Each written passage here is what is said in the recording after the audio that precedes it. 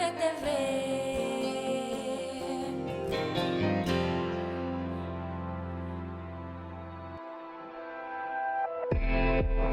Hablemos. Voces especializadas en ciencias sociales y humanidades. Historia, antropología, literatura, estudios políticos e internacionales, agua y sociedad. Divulguemos la ciencia. Hablemos. ¿Qué tal? ¿Cómo están? Bienvenidos a este espacio del Colegio de San Luis. Nos da mucho gusto que nos estén acompañando y hoy vamos a platicar sobre el tema de la independencia de México. En este mes de septiembre se está conmemorando, como cada año, el 16 de septiembre se recuerda el inicio de esta parte, esta etapa de la historia de nuestro país, del inicio de la Guerra de Independencia. Y hoy contamos con la presencia de la historiadora Isabel Monroy. Ella, como ustedes saben, es investigadora del Colegio de San Luis y es cronista de la ciudad de San Luis Potosí. Doctora, ¿cómo está? Gracias por acompañarnos. Bienvenida, buen día. Buenos días, Lidia. Muchas gracias por el espacio para platicar un poquito sobre la independencia y sobre qué pasó en San Luis durante esta guerra de independencia, o esta lucha de independencia, o proceso de independencia. Justo Mira, en una cápsula donde nos hizo favor de mandarnos información y todo, nos dábamos cuenta, por ejemplo, que el general Calleja se entera del estallido de la independencia estando él acá en San Luis Potosí. Pero bueno, cuéntenos un poco sobre todo este contexto que rodeó este proceso de independencia de México, que bueno, pues hay ahí muchos detalles, muchos datos históricos que de repente pues nos pasan de largo porque nos quedamos como con solo lo que nos informan en la primaria y que es muy básico, pero hay muchos detalles que nos van hablando de que fue un proceso complejo, largo, importantísimo, lleno de actores y situaciones que le dieron forma finalmente al México que hoy somos. bien, mira, pues las causas del movimiento que dio lugar a la independencia de México son múltiples, o sea, no es nada más una, son muchas. Entre ellas podríamos mencionar las siguientes, por ejemplo, las hondas diferencias entre europeos y americanos, los conflictos por la tenencia de la tierra, las pesadas cargas tributarias, el Real Decreto de 1804 que ordenaba la enajenación de los capitales de capellanías y obras pías que eran utilizados para préstamos a través del juzgado de capellanías. Recordemos que durante muchos años, a través de este mecanismo, se dieron préstamos muy importantes, principalmente para los hacendados para poder trabajar bien la tierra. También los préstamos forzosos que España imponía año con año y la falta de unión entre los distintos grupos sociales. A esto le podemos añadir la circulación de una literatura revolucionaria y el intercambio de experiencias políticas entre las élites criollas americanas, y esta es una parte también súper interesante que también vamos a tratar de abordar en este espacio.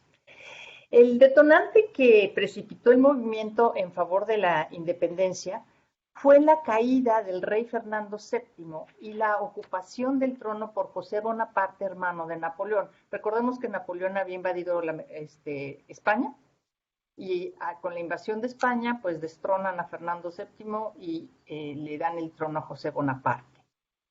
Y este hecho impulsó muchísimas rebeliones los primeros años del siglo XIX. El Ayuntamiento de la Ciudad de México propuso que no se reconociera la autoridad de los franceses y pidió al virrey que se encargara del gobierno provisional del reino. Entonces, aquí ya podemos ver las implicaciones políticas que provocó la ausencia del monarca. La soberanía residía en el pueblo, en sus representantes. El Ayuntamiento de la ciudad de San Luis Potosí, así como los indígenas de los pueblos de Tlaxcalilla y Santiago, cercanos a la ciudad, respondieron de inmediato dando su apoyo al Ayuntamiento de la Ciudad de México. En cambio, Puebla, Guanajuato, Guadalajara y Querétaro no enviaron representantes de sus ayuntamientos a México. El arzobispo, la Inquisición y la audiencia reprobaron las manifestaciones de apoyo al ayuntamiento de la capital y el virrey fue apresado. Entonces, pues el enfrentamiento entre europeos y americanos se hizo inevitable. Uno de los personajes centrales en este periodo fue Félix María Calleja del Rey, quien por motivos personales estuvo estrechamente vinculado a San Luis Potosí. Llegó a México con el virrey de Revillagigedo, recorrió las provincias de Nayarit, Nueva Galicia, Nuevo Santander, Nuevo Reino de León y los puertos de Pánuco y Tampico. Hizo detalladas cartas geográficas de estos lugares. Y también, no solamente las cartas, sino también una descripción muy particular de todos estos lugares. Y en ellos también arregló las milicias. Bueno. ¿Qué puesto tenía? Desde marzo de 1700... ¿Perdón? ¿Qué puesto tenía Félix María Calleja? ¿En calidad de qué estaba viajando y haciendo todos estos estaba encargado de la organización del ejército en las provincias del septentrión, o sea, lo más al norte. Desde marzo de 1796 se había encargado de la comandancia y subinspección de las tropas milicianas y veteranas del Nuevo Reino de León, de la colonia del Nuevo Santander, la Primera División del Norte y la Brigada de San Luis Potosí. Cuando se adhirió al gobierno de Garibay en 1808, le fue concedido el grado de brigadier y el mando de la 10ª Brigada establecida en San Luis Potosí. Se casó hacia 1807 con Francisca de la Gándara, hija de Manuel Jerónimo de la Gándara, alférez real y dueño de las haciendas de Bledos Altos, Canoas, Santiago y Tepetate al poniente de la provincia. Calleja mandaba sobre 3 cuerpos, los 2 regimientos provinciales de dragones de San Luis y de San Carlos, que desde 1795 estaban de guarnición en San Luis, Charcas y Matehuala, y el cuerpo de caballería del Nuevo Santander acantonado en Río Verde. La caballería de los 2 primeros, es decir, de los regimientos provinciales de dragones de San Luis y de San Carlos, lo donaron los hacendados de la región en 1796. Entonces aquí ya queda muy claro que la red de intereses en la intendencia estaban estrechamente vinculadas con los personajes regionales relevantes. Y bueno, sí es cierto que la mayor parte de los jefes del ejército realistas eran europeos, pero la mayor parte de los subalternos y el grueso de la tropa eran americanos, y muchos mestizos, negros y mulatos.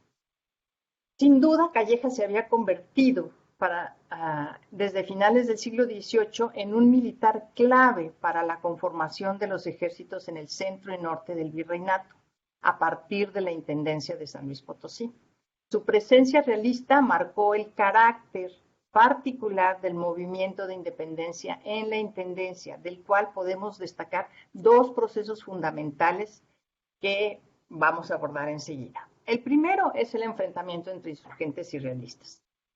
La ciudad de San Luis Potosí era un punto estratégico de distribución en el comercio virreinal y sitio de confluencia e intensos intercambios, donde las organizaciones políticas, sociales y económicas jugaban un papel preponderante. Por ello, no es de extrañar que la noticia de la insurrección de Dolores llegara antes de su estallido en septiembre de 1810. Y ya se sabía en San Luis que iba a estallar desde días antes, ¿no?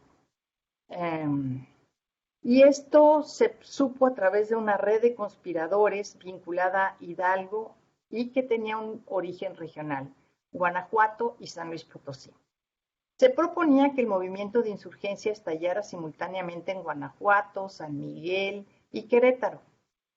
Anacleto Moreno, vecino de Tierra Nueva, y José de la Luz Gutiérrez, vecino de la hacienda de Peñasco, y el alférez Nicolás Zapata, vecino de San Luis Potosí y pariente cercano de José Mariano Jiménez, estuvieron entre los primeros portadores de activos agentes del movimiento de independencia.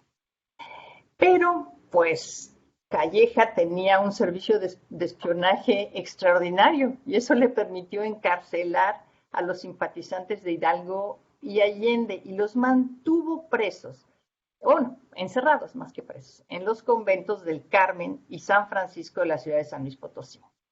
O sea, estos personajes que nos mencionan, Nicolás Zapata, etcétera, estaban a favor del movimiento de Hidalgo Sí, y los estaban a favor del destituyen, movimiento de independencia, sí. y por eso son guardaditos ahí Por eso los en encierran los por conventos del conspiradores. Carmen.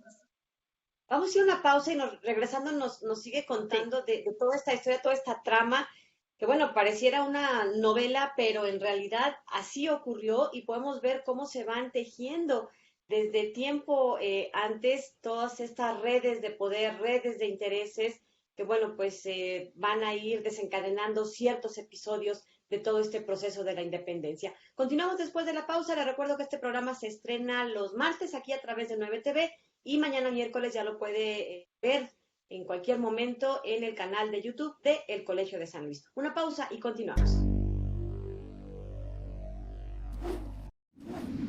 Conmemoraciones emblemáticas 2021. Gobierno de México. ¿Sabías que a Félix María Calleja, quien habría de ser el virrey de la Nueva España en 1815, le sorprendió el inicio del movimiento armado de independencia en San Luis Potosí? Se encontraba visitando a su esposa, doña Francisca de la Gándara, hija de ricos hacendados potosinos y quien sería años más tarde la única virreina mexicana. A Calleja le sorprende en San Luis Potosí el levantamiento de Miguel Hidalgo y desde aquí organiza a las primeras tropas para enfrentarlo, formando así el Escuadrón de Fieles del Potosí. Años antes, había organizado 2 batallones, el de San Carlos y Dragones de la Reina, para San Luis Potosí, gracias a que cultivó relaciones con importantes hacendados potosinos y desde 1796 le habían otorgado los caballos necesarios para equipar a sus militares, en su mayoría criollos. ¿Sabías que lo que Miguel Hidalgo quería en su lucha, que inició con la conspiración de 1810, era desconocer el gobierno francés del impuesto José Bonaparte?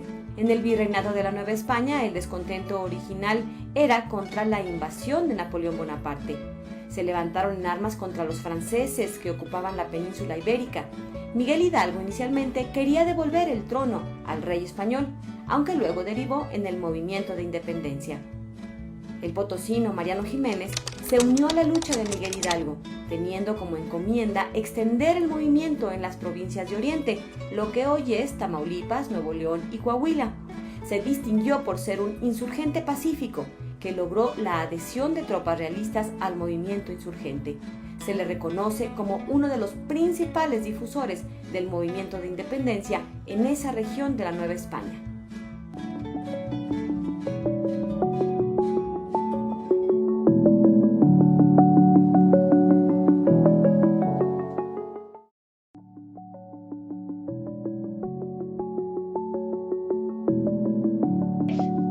Bien, estamos de regreso y continuamos con esta charla con la historiadora Isabel Monroy, que, bueno, pues nos está platicando todo esto que rodeó en San Luis Potosí y en el país el movimiento, al estallido del movimiento de independencia el 16 de septiembre de 1810. Y nos estaba contando cómo el brigadier Félix María Calleja, que todavía no era brigadier hasta ese entonces, estaba ya descubriendo, digamos, algunas redes de apoyo que tenía la conspiración que se estaba gestando en Guanajuato y bueno, pues decide apresar o retener, mejor dicho, a estos personajes, entre otros Nicolás Zapata, en los conventos de San Francisco y de El Carmen. Y ahí nos quedamos. ¿Qué más?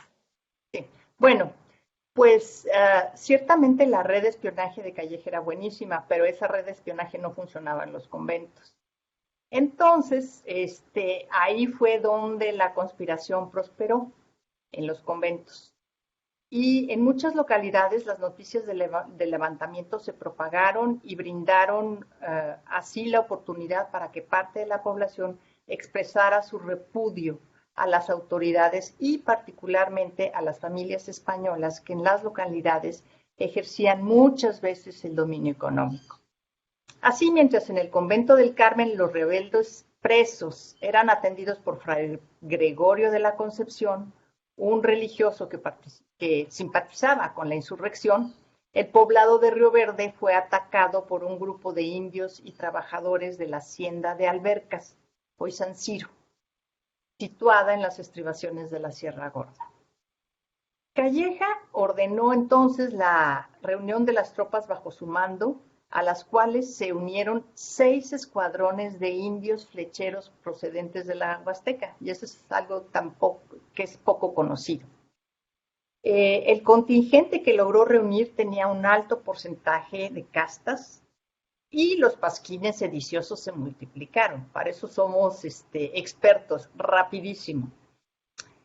Calleja sostuvo que detrás de ellos y del movimiento insurgente estaba la participación de los enviados de Napoleón, cosa que nunca se probó, y por ello pidió a la población que denunciara a todo sospechoso.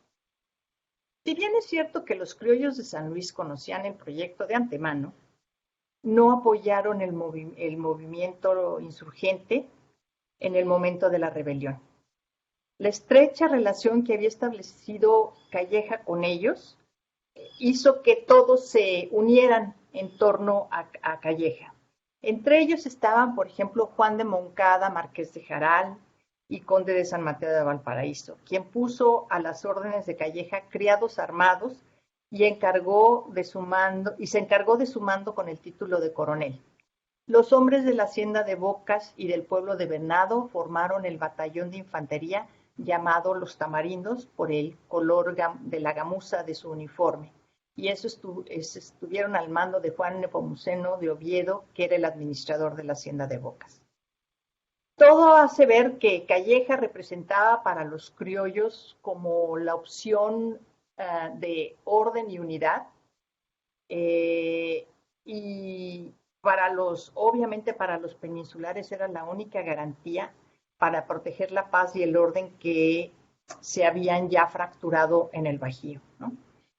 Calleja escogió como oficiales a los dependientes de haciendas y minas, a varios de los europeos que salieron huyendo de Guanajuato rumbo a la costa, así como algunos criollos potosinos que más tarde en el México independiente ocuparían cargos muy prominentes de gobierno.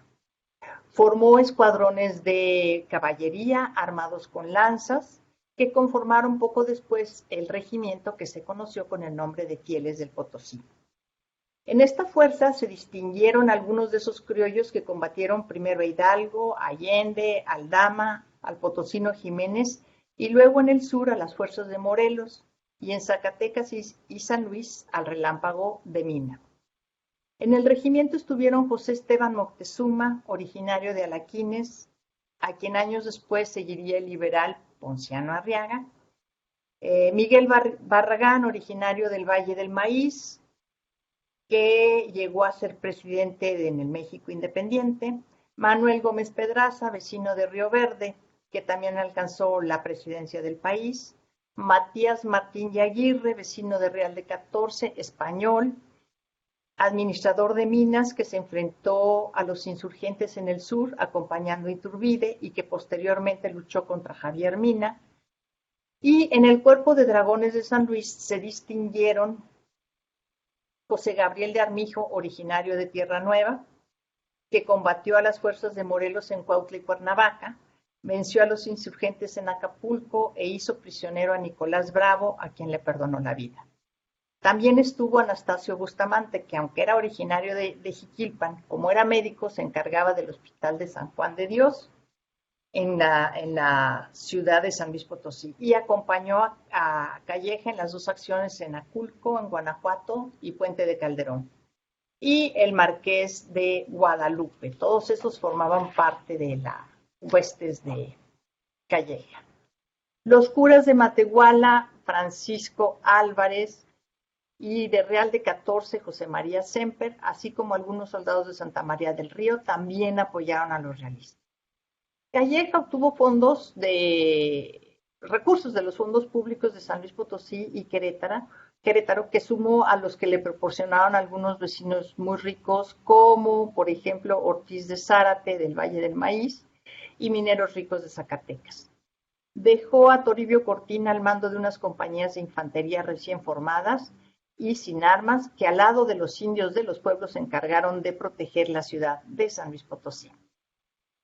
Los simpatizantes de la causa insurgente que surgió en el Bajío querían aumentar sus fuerzas y estaban tanto tratando de tener un ejército bien ordenado y armado, sino lo que trataban era de sumar el mayor número de adeptos entre la población, de tal manera que su peso fuera suficiente para hacer desistir a las tropas realistas. Pero, pues, no tuvo éxito y la gente que siguió a estos insurgentes en realidad es muy poco conocida. El más conocido de ellos es José Mariano Jiménez. Bueno, él originario de la ciudad de San Luis Potosí, estudió en el Real Colegio de Minería, después trabajó en Guanajuato en las minas del Marqués de San Juan de Rayas. Y fue el que se encargó, Allende le encargó la propagación de la insurgencia en las partes septentrionales del virreinato, y allá fue hacia donde se dirigió. La ventaja que tenía Jiménez es que no atacó a la población civil y no causó pérdidas, más bien fue un trato benigno y eso orilló a que mucha de la gente se pasara de su lado, pero fue como una rayita en el agua. Fue como a intentar de manera pacífica convencer, difundir, digamos, las bondades de este movimiento insurgente en lugar de llegar y por la fuerza buscar adeptos, ¿no?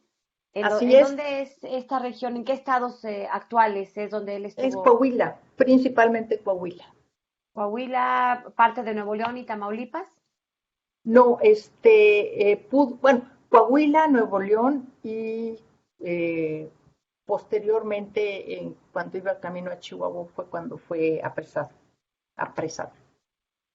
Bueno, pero esa es la parte bondadosa del movimiento de insurgencia, porque hay otra parte que fue francamente difícil, y en esta parte difícil encontramos al lego juanino Luis de Herrera, que se dirigió a la ciudad de San Luis después de haber estado con Hidalgo en Celaya. Fue detenido por sospechoso y encarcelado, pero en atención a su condición de religioso fue trasladado al convento del Carmen. Fray Juan de Villerías, lego de San Juan de Dios, convenció al capitán de lanceros de San Carlos, Joaquín Sevilla y Olmedo, de adueñarse de la ciudad de San Luis Potosí, y esto sucedió el 10 de noviembre de 1810 por la noche. Y indígenas procedentes de Mezquitic y de los alrededores de la ciudad apoyaron la rebelión. Por supuesto, hubo saqueo, desorden y se afectaron los principales establecimientos de los comerciantes. 4 días después de esto, llegó a la ciudad de San Luis el mariscal insurgente José Rafael de Iriarte y Leitón, conocido comúnmente como Cabo Leitón, pero que se hacía llamar coronel comisionado del excelentísimo general de las Américas, y ordenó el saqueo de las cajas reales, de las casas particulares, del estanco del tabaco y de los productos de las haciendas. Entonces aquí ya empezó un desorden fuerte que hizo que la población, en lugar de sumarse a los insurgentes, se replegara hacia el lado realista. A la salida del lego Herrera y del Cabo Leitón de la ciudad de San Luis Potosí, esta quedó en manos del intendente Flores, quien trató de restablecer el orden, pero con mucha dificultad. Después tenemos que José Mariano Jiménez pasó en diciembre por Venado, Charcas, Cedral, Matehuala y Real de 14 con rumbo a Saltillo. Y los españoles de estas poblaciones se refugiaron todos en Saltillo con el coronel realista y gobernador Antonio Cordero, pero Jiménez hizo muy buena relación con Cordero y Cordero se pasó del lado de los insurgentes. Bueno, para finales de septiembre de 1810, Calleja ya había notificado de la insurrección de Dolores a los gobernadores del Nuevo Reino de León, Manuel de Santa María, y de Nuevo Santander, Manuel Iturbide e Iraeta, a quienes pidió fuerzas para aumentar su ejército. El primero envió 3 compañías con 200 hombres bajo el mando de Pedro Herrera y Leiva, que se detuvieron en Real de 14 a prestar auxilio, y de ahí regresaron para situarse en Agua Nueva, al sur de Saltillo. con el fin de evitar la entrada de las fuerzas insurgentes al nuevo Reino de León. El gobernador envió a Juan Ignacio Ramón, comandante de la compañía de Lampazos, a situarse en los pueblos del sur. Y pues vamos, si quieres, a una pausa y regresamos. Sí, así es, vamos a hacer una pausa y vamos a ir platicando con la historiadora Isabel Monroy, quien, como ustedes saben, también es cronista de la ciudad de San Luis Potosí, y todos estos personajes que estamos escuchando, yo le invitaría para que se traiga ahí a sus nietos, a sus sobrinos, a estos pequeños que de pronto solo conocen los nombres de las calles, y es la avenida Mariano Jiménez, y es la vieja calle de Sevilla y Olmedo, pero poco sabemos de los personajes que dieron nombre, el Auditorio Miguel Barragán, de estos sitios que, bueno, pues deben su origen a todos estos personajes que formaron parte importante de la historia que se escribió, con la que se escribió la independencia de México. Una pausa y continuamos. El pasado 20 de agosto se realizó la presentación editorial El fuego y las cenizas, los pueblos mixtecos en la Guerra de Independencia. El libro trata sobre la participación de los pueblos mixtecos en la Guerra de Independencia en nuestro país. Además se cuentan las causas que provocaron el descontento de los rebeldes, la manera en que las ideas independientes se introdujeron en la región, los primeros brotes insurgentes, los lugares donde sucedieron y la composición social de quienes participaron en ellos. Este ejemplar fue escrito por el Dr. Francisco López Bárcenas, investigador del Colegio de San Luis, quien participa activamente en proyectos de derechos indígenas. Puedes consultar esta presentación editorial en nuestra página de Facebook y YouTube.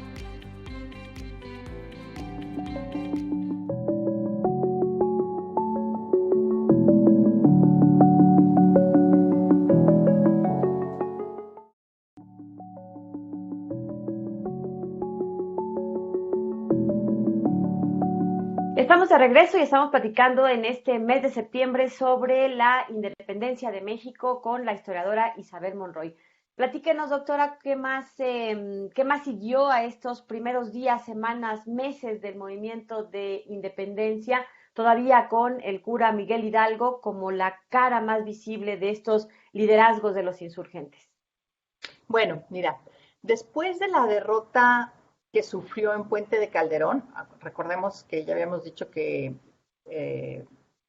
Calleja ahí lo derrotó, bueno, que Calleja peleó en Puente de Calderón y lo derrotó, Hidalgo decidió tomar el rumbo hacia el norte, entonces entró a San Luis Potosí por Ojo Caliente. Hay que recordar que Ojo Caliente en aquellos años pertenecía a la provincia de San Luis. No era parte de Zacatecas, sino era parte de San Luis. Y entonces pasó por Salinas, Venado, Charcas, Cedral, Matehuala y Saltillo. O sea, Hidalgo no estuvo en esa ocasión en la ciudad de San Luis Potosí. Es posible que haya estado antes, años antes, pero en 1810 no pasó por allí. Bueno, Allende llegó a Saltillo en la última semana de febrero y días después se le sumó Hidalgo. Estamos hablando de febrero de 1811. Y los realistas de las provincias de Coahuila y Texas decidieron emboscar al ejército insurgente en Orias de Baján, en el camino entre Saltillo y Monclova.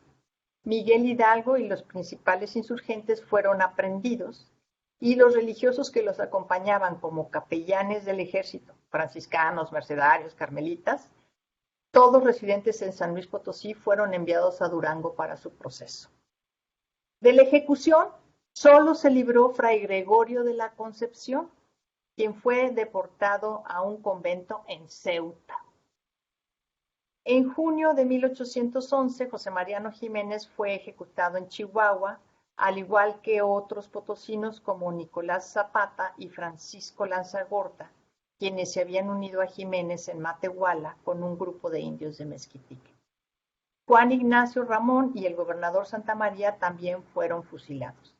Rafael Iriarte no fue aprehendido en Baján, pero los propios insurgentes lo fusilaron un poco después en Saltillo. En febrero de 1811 regresó Herrera con el brigadier Blancas a la hacienda de Jaral y a Santa María del Río, en la provincia de San Luis Potosí. Los españoles fueron pasados por las armas y los criollos flagelados antes de ser liberados. De nuevo, en la ciudad de San Luis Potosí, los peninsulares fueron encarcelados y condenados a muertes, pero no se llegó a ejecutarlos.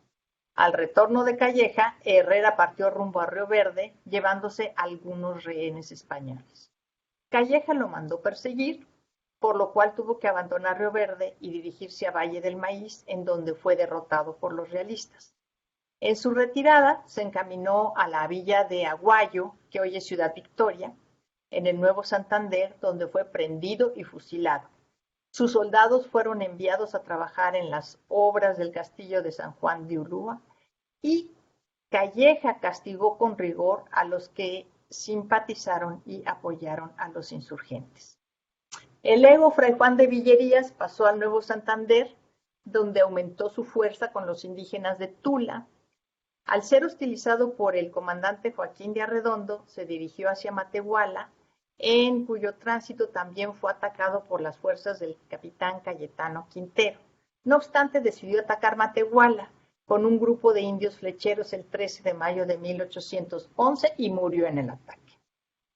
El Nuevo Santander fue pacificado por el comandante Joaquín de Arredondo, que es quien se hallaba al frente del regimiento de infantería fijo de Veracruz. Ahora vamos a ver qué pasa en Matehuala.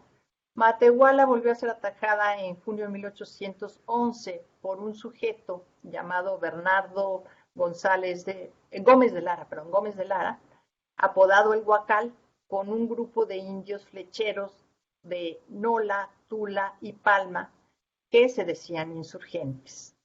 López de Lara murió en San Miguel, provincia de Guanajuato, en noviembre de ese mismo año.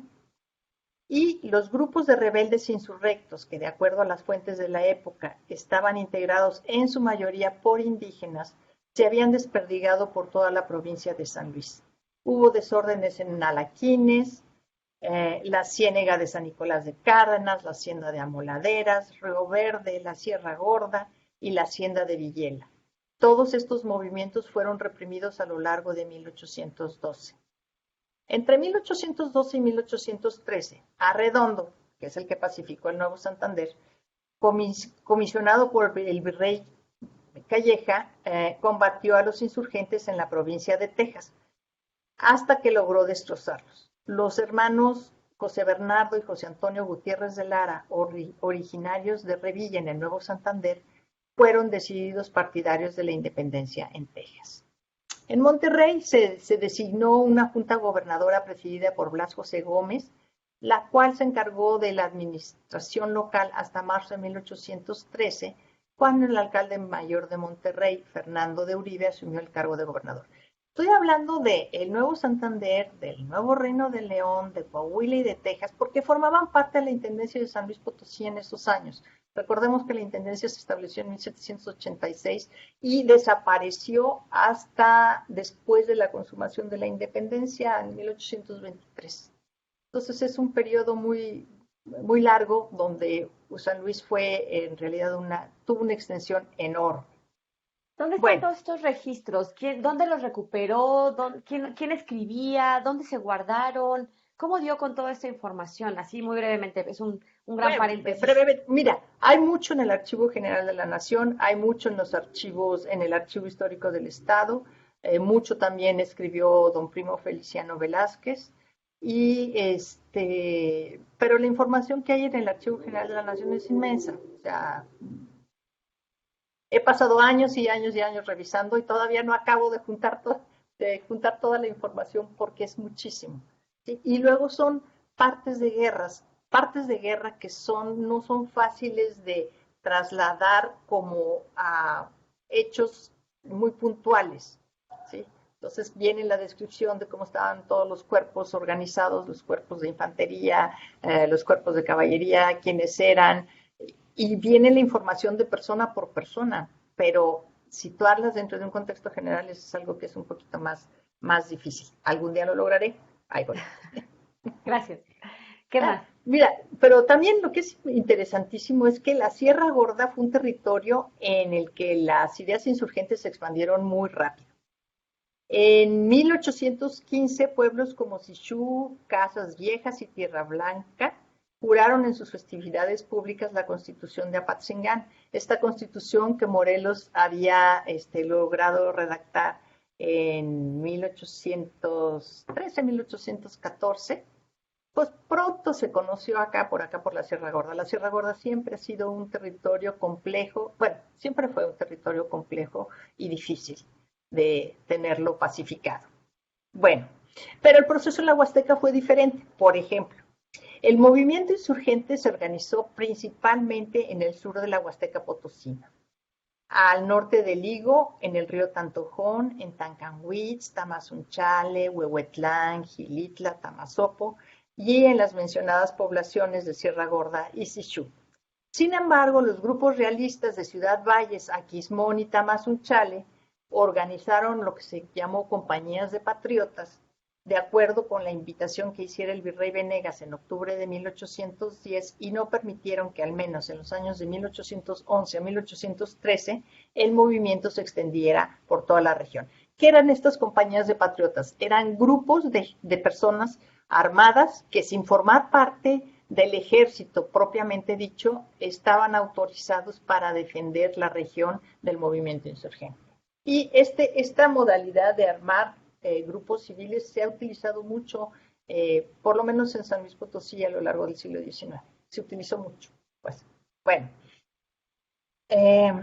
esto provocó que la insurgencia se desplazara hacia la zona de Huejutla, en la actual Huasteca hidalguense.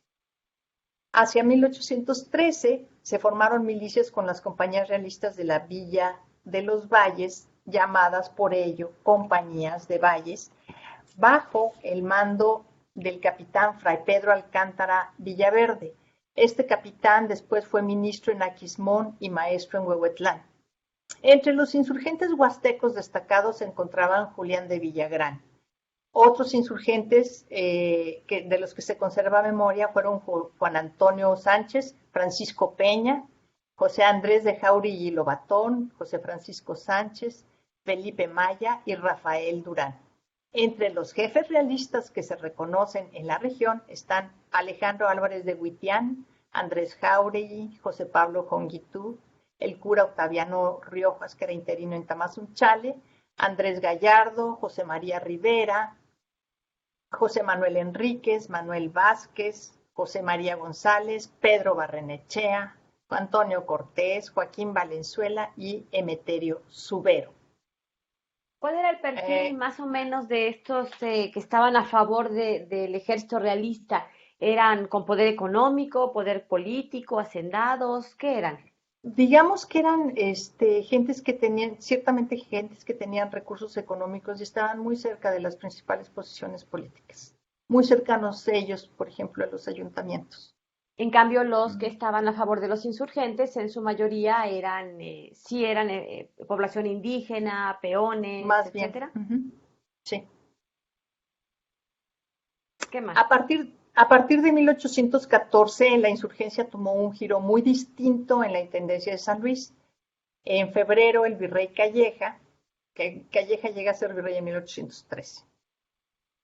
Ordenó por bando la delación y fusilamiento de los que habían participado en las distintas gavillas. El proceso continuó durante 1815 y se calcula que fueron fusilados más de 400 insurgentes, entre ellos Fernando Rosas, nominado por los suyos brigadier, comandante general e intendente de San Luis Potosí. Entonces todo estuvo ya muy tranquilo hasta 1817 con la llegada de Javier Mina, que esto también propició el levantamiento en distintas partes de la Intendencia de San Luis. Déjenme hacer aquí una pausa para regresar ya con nuestro último bloque del programa de hoy, que, como ustedes están observando, está dedicado a este tema de la independencia y el paso y desarrollo, cómo fue evolucionando. No es que haya sido una guerra constante entre 1810 en una alta intensidad, sino que tuvo altibajos, como hemos estado observando, y en donde los personajes que están siendo protagonistas pues van cambiando, ¿no? Los religiosos, por ejemplo, que en principio apoyaron esta insurrección encabezada por Hidalgo y a la muerte de cómo los liderazgos se van rotando o se van modificando. Una pausa y continuamos.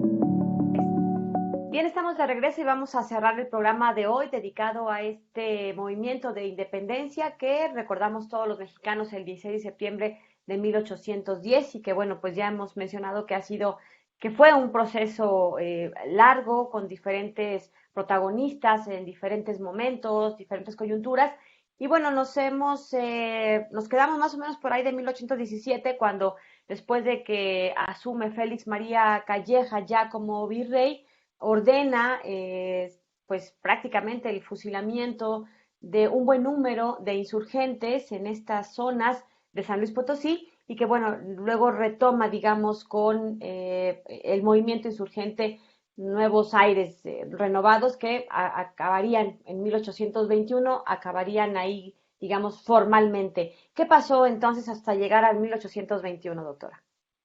Bueno, vamos a hablar rápidamente de la expedición de Javier Mina y nada más hacer notar que para 1817 Calleja ya no era virrey. Bueno.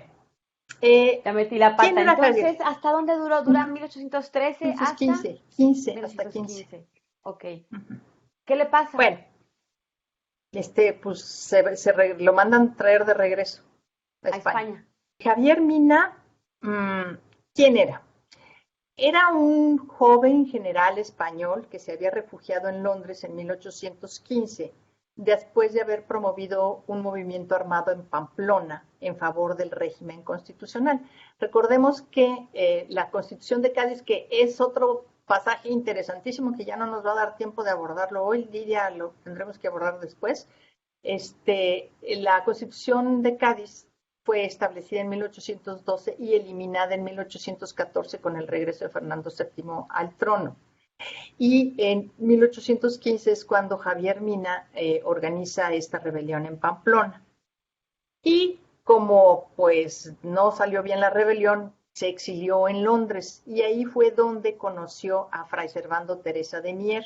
Fray Servando era originario de Monterrey, en el Nuevo Reino de León, y había sido desterrado en el Virreinato de la Nueva España por haber pronunciado un sermón en la dedicación de la Basílica de Guadalupe que al arzobispo y a las autoridades les pareció de lo más inconveniente. Pero en Londres, Mier entró en contacto con otros personajes relevantes que apoyaban la independencia de los diversos países americanos y fue uno de los más encendidos abogados de la de México. Poco después, de acuerdo con algunos oficiales ingleses, italianos y españoles, Mina decidió organizar una expedición a México para auxiliar a los insurgentes. Entonces salió del puerto de Liverpool en mayo de 1816, acompañado también de Fray Servando, quien se embarcó con una imprenta. Llegaron al puerto de Galveston, en la provincia de Texas. De allí Mina fue a Nueva Orleans, Baltimore, Nueva York y Filadelfia, abrigando la esperanza de lograr apoyo para su empresa. Pocas fueron efectivas, entre ellas la de Daniel Smith, que era amigo de Fray Servando, la del impresor Samuel Banks y la del comodoro Luis de Aury, insurgente en la provincia de Texas, quien de poco sirvió, pues se retiró con sus hombres de la expedición apenas llegaron al río de Soto la Marina. Mina y sus hombres desembarcaron en el río a mediados del mes de abril y levantaron un fuerte. En mayo fueron atacados desde el mar por fuerzas realistas y perdieron una embarcación.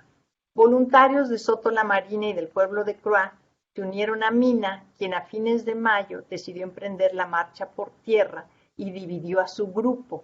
Unos quedaron en el fuerte, que aún no habían terminado de construir, y otros, bien organizados y montados, emprendieron la expedición. Mier aprovechó su estancia en Soto la Marina para difundir impresos en favor de la independencia, los cuales salieron, obvio, de su propia imprenta. Los que quedaron en el fuerte, entre ellos Fray Servando, fueron atacados por Arredondo, por Joaquín de Arredondo, este personaje que ya habíamos comentado que se encargó de pacificar el Nuevo Santander, cerca de 2 semanas después de que se había ido Javier Mina. Y aunque se defendieron valerosamente, pues la superioridad numérica de las tropas de Arredondo los aniquiló. Entonces, Arredondo ejecutó a muchos de ellos y a otros, entre ellos a Fray Servando, los envió a la cárcel de la Inquisición en la Ciudad de México. Mientras tanto, Mina tomó rumbo al suroeste y cruzó la Sierra de Tamaulipas. En junio pasó por el río del Mante, por el Abra que se encuentra ahí, luego por la misión de San Baltasar, hoy Antiguo Morelos, al norte de la Villa de los Valles, y el 11 de ese mismo mes se hallaba en el Valle del Maíz, de donde siguió hacia la hacienda de Piotillos, a la Hedionda, que es hoy Moctezuma, a la hacienda de Espíritu Santo y a Real de Pinos para seguir hacia el Sombrero, cerca de Lagos, a fin de reunirse con Pedro Moreno, que era el insurgente que seguía en armas ahí.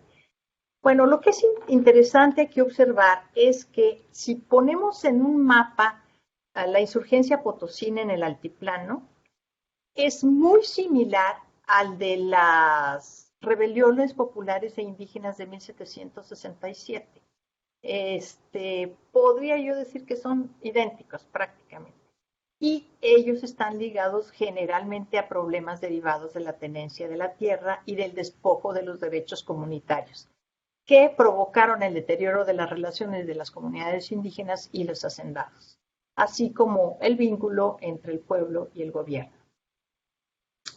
La rebelión insurgente en el territorio de la Intendencia no ocurrió con suerte, pues a pesar de ser muchos los levantados, después de la muerte de Hidalgo y sus principales lugartenientes, no hubo dirección apropiada y paulatinamente los diversos grupos insurrectos fueron sofocados. Conviene agregar que a partir de junio de 1811, de acuerdo con el reglamento emitido por Calleja, en Aguascalientes cada población se encargó de su propia defensa. Los mandos civil y militar se fusionaron, de manera que quedó solo una autoridad en cada localidad. Y esta estrategia permitió la participación de la población civil en el proceso de la pacificación del territorio. Además, el fuerte liderazgo de personajes como Calleja y Arredondo, que complementaban su fuerza militar con amplios vínculos y estrechas relaciones con los actores más prominentes de la región, no permitió la expresión de aquellos que se inclinaban por la independencia. Y bueno, pues vamos ahora nada más a cerrar con lo que sucede en 1821 y podemos ver que el grupo de criollos que ya tenían poder desde los últimos años del virreinato consolidaron su fuerza al sumarse al apoyo al ejército realista. Bueno, y fueron también estos grupos criollos quienes asumieron en la región el plan de las 3 garantías de Iturbide y ocuparon los cargos más representativos en el ámbito regional, así como algunos en el nacional. Bueno, con el Plan de Iguala y los tratados de Córdoba quedó definitivamente consumada la independencia de México.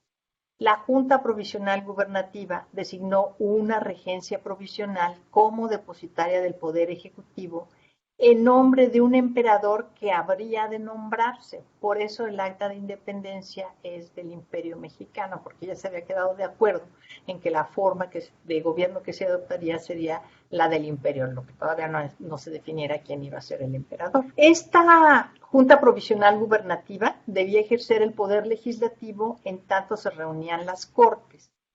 Con tal investidura decretó el 17 de noviembre de 1821 la Ley de Bases de la Convocatoria para el Congreso Constituyente Mexicano, en las que se consideró una división territorial provisional por la que las antiguas intendencias dejaron de existir y se transformaron en provincias. La extensa intendencia de San Luis Potosí se dividió en las provincias de San Luis Potosí, Nuevo Reino de León, Santander, Coahuila y Texas. Y yo hasta aquí dejaría mi comentario, Lidia.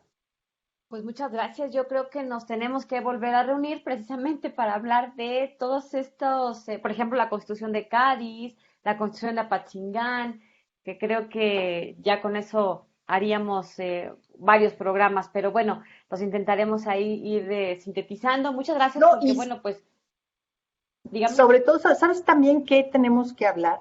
Es cuando se fija la frontera formal, la frontera noreste de la Nueva España de manera formal con los Estados Unidos de Norteamérica, porque es un proceso paralelo en estos años, que también poco se conoce. Y bueno, pues creo que hay muchos aspectos importantes que hoy nos ha revelado personajes potosinos, que el papel que jugaron, cómo se fueron tejiendo estas relaciones de poder, relaciones políticas, desde el movimiento de 1810 hasta la firma, la consumación de la independencia en 1821, porque en realidad no fue, como muchos podríamos pensar a simple vista, la guerra constante y los movimientos armados, sino que tuvieron más que ver aquí todas estas relaciones públicas, por decirlo de algún modo, porque se fueron tejiendo entre los grupos de poder, los criollos que estaban acá, que defendían sus intereses y que se fueron vinculando con personajes claves en todo este proceso. Doctora Isabel Monroy, muchísimas gracias por habernos acompañado. No, gracias a ti, Lidia. Ya nos vamos, gracias a ustedes por habernos sintonizado, acompáñenos en nuestro próximo programa el martes que viene y mientras ya sabe que lo puede consultar este y otros episodios de Hablemos TV en el canal de YouTube de El Colegio de San Luis. Soy Lidia Huache, pásela bien, hasta la próxima.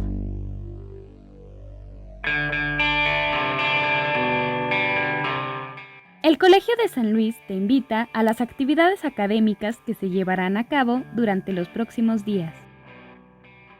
Se llevará a cabo el 9º coloquio de avances de investigación de la Maestría en Asuntos Políticos y Políticas Públicas, del 28 al 30 de septiembre por Blue Jeans. Consulta el programa. El programa Agua y Sociedad del Colegio de San Luis realizará la conferencia Agua Saludable para la Laguna, Justicia Social y Gobernanza del Agua, el 28 de septiembre a las 11 horas por YouTube del Colsan y Blue Jeans. El programa de estudios antropológicos del Colegio de San Luis invita a la conferencia magistral Estamos en medio de una estrategia anticomunitaria y antifeminista que usa la pandemia como coartada. Reflexiones sobre la gestión sanitaria y policial de la pandemia de COVID-19 en México y en Bolivia. El 28 de septiembre a las 11 horas por Blue Jeans y Facebook Live del Colegio de San Luis. Se realizará el tercer coloquio internacional Literatura Mexicana del Norte, del 29 de septiembre al 1 de octubre en modalidad virtual. Consulta el programa. El Colegio de San Luis, en colaboración con el Instituto Nacional de las Mujeres, te invitan al Seminario Nacional Online, Construcción de Políticas de Igualdad y No Discriminación en Instituciones Formadoras de Docentes, de septiembre a noviembre 2021.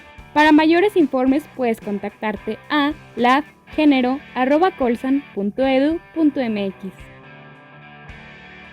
Consulta los detalles de este y otros eventos a través de nuestra página web www.colsan.edu.mx y síguenos también en nuestras redes sociales.